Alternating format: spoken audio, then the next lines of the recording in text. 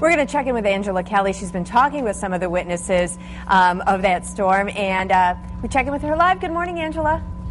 Hi, good morning, Rachel. We are here in the town of Clayton, just outside of Winchester. Cleanup done. You can see Ron Felty is cleaning up some shingles and board that were scattered across his lawn. And take a look at what the twister did to his home. You can see a camper flipped over on its side on the driveway, siding coming right off of the side of the garage.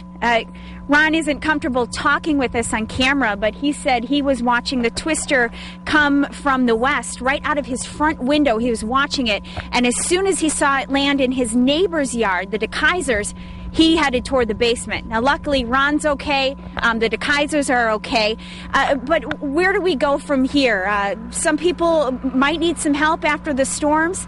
This is Nick with the American Red Cross out of Oshkosh. Good morning. Good morning. So tell us what the Red Cross has been doing to assist people affected by the tornado. Well, last night we sent a team of 4 volunteers out to the area and just to kind of do an assessment of the damage and meet with some of the homeowners that sustained some of the more extensive damage to their homes. And was anybody affected or needed help?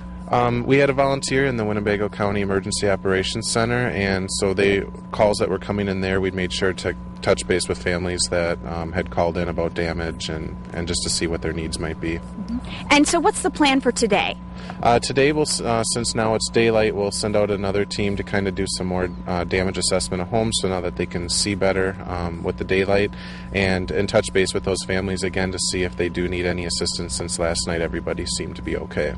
How does the Red Cross prepare its volunteers, its staff like you, to be prepared for a situation like this?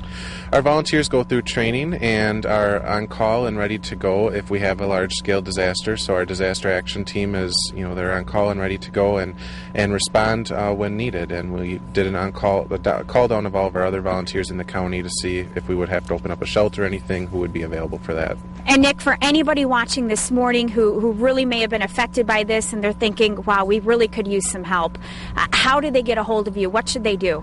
Yep. If anybody wants to talk to us about any assistance that they might need, they can just call our office at 920-231-3590, and we'll definitely send out a volunteer to meet with them and see what kind of assistance we can potentially provide. All right. Thank you so much. Rachel, live here in the town of Clayton, just outside of Winchester. We'll join you back here in about a half an hour. All right. Thanks, Angela.